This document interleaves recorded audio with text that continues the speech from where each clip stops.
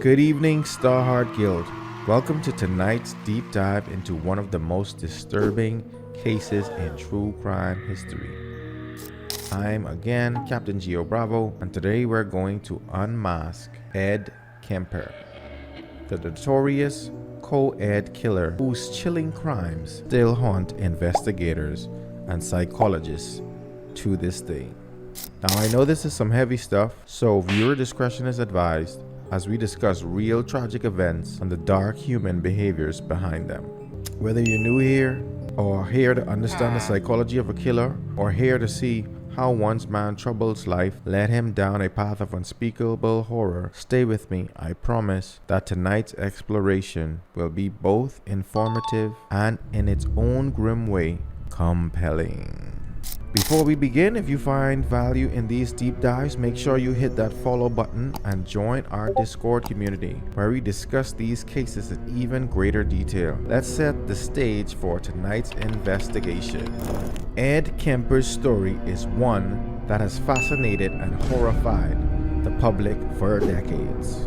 From his early years filled with pain and confusion to the brutal crimes he committed, Kemper's life is a stark example of how trauma and untreated mental health issues can create a monster. Edmund Emil Kemper, born on December 18, 1948 in Burbank, California. From the very beginning of his life, it was marked in turmoil. Growing up, Kemper was an unusually tall child. He would eventually reach over 6'9", and his physical size made him stand out.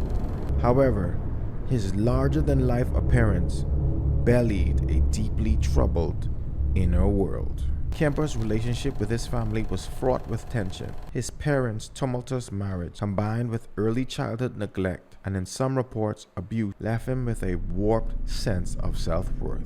Imagine being a child whose feelings are constantly invalidated, where you're made to feel both different and unloved. This emotional isolation laid the foundation for what was to come.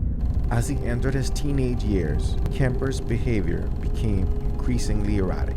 He was known to be intelligent, yet socially isolated, and even his teachers noted that he was peculiar and withdrawn.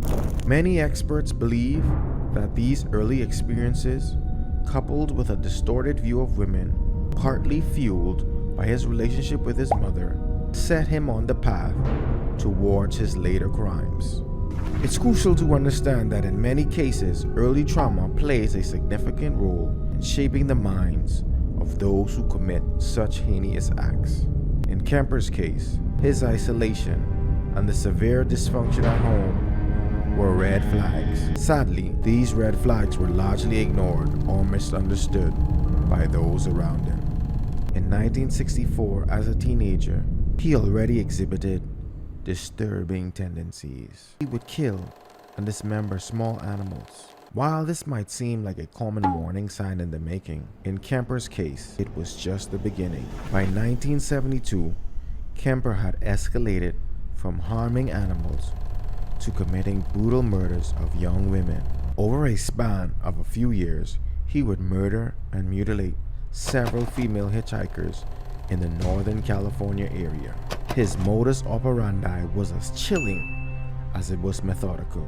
Kemper would typically pick up unsuspecting young women, often luring them into the vehicle under false pretenses.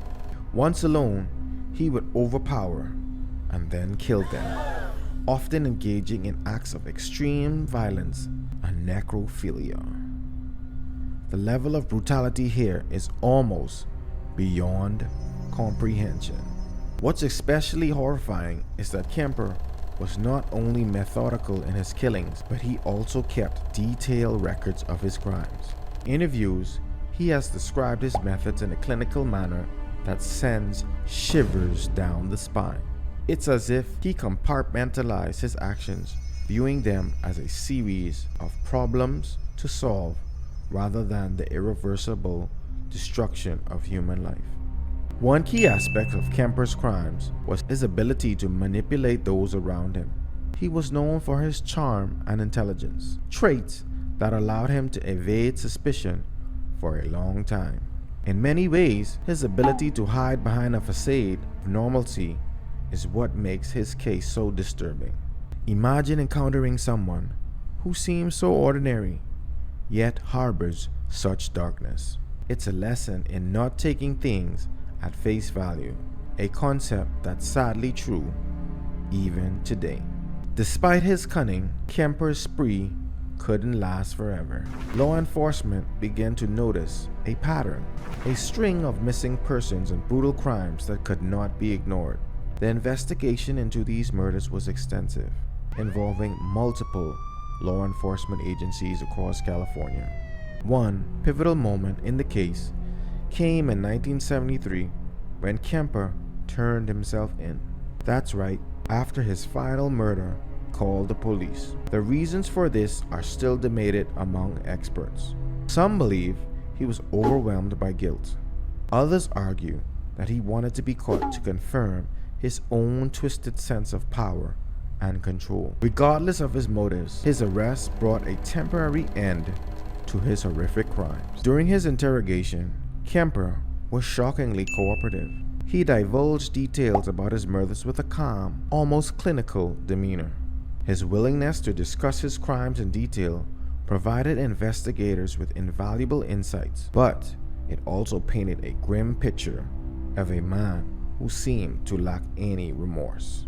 In later interviews, Kemper has described his crimes with disturbing clarity, further cementing his legacy as one of the most notorious serial killers in history. This phase of the case, where investigation and capture intersected with media coverage, shows us how sometimes even the most elusive criminals are eventually brought to justice. This isn't just a story about a killer, it's about the lasting scars left behind. As we near the end of our investigation tonight, let's reflect on what Ed Kemper's case teaches us. First, it reminds us that evil can hide behind a veneer of normalcy. This underscores the importance of not judging a book by its cover and being vigilant about the subtle signs of deep psychological distress. Second, his case highlights the crucial role of early intervention. While we cannot change the past, understanding these dynamics can help us build better support systems for vulnerable individuals today. Third, the investigation into his crimes illustrates the importance of collaboration among law enforcement agencies. Despite the challenges, a coordinated effort eventually led to Kemper's capture, ensuring that he could no longer harm anyone else. Lastly, from a broader perspective, this case forces us to confront the darker aspects of human nature. It is a reminder that sometimes the most frightening monsters are not supernatural beings, but people who, due to a perfect storm of circumstances, become capable of unthinkable acts. Before we wrap up, I want to leave you with a few questions to think about. What can society do to better identify and help individuals at risk of turning to violence? If any of this resonated with you, I'd love to hear your thoughts in the comments below or join the discussion on Discord.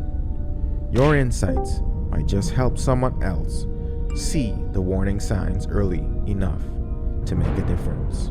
Thank you for joining me on this dark but necessary journey into the mind of Ed Kemper. If you found value in this exploration, please hit that like button, subscribe, and share this video with anyone who might benefit from understanding these lessons.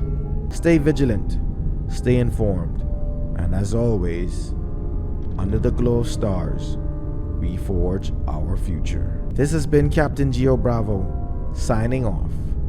Until next time, peace.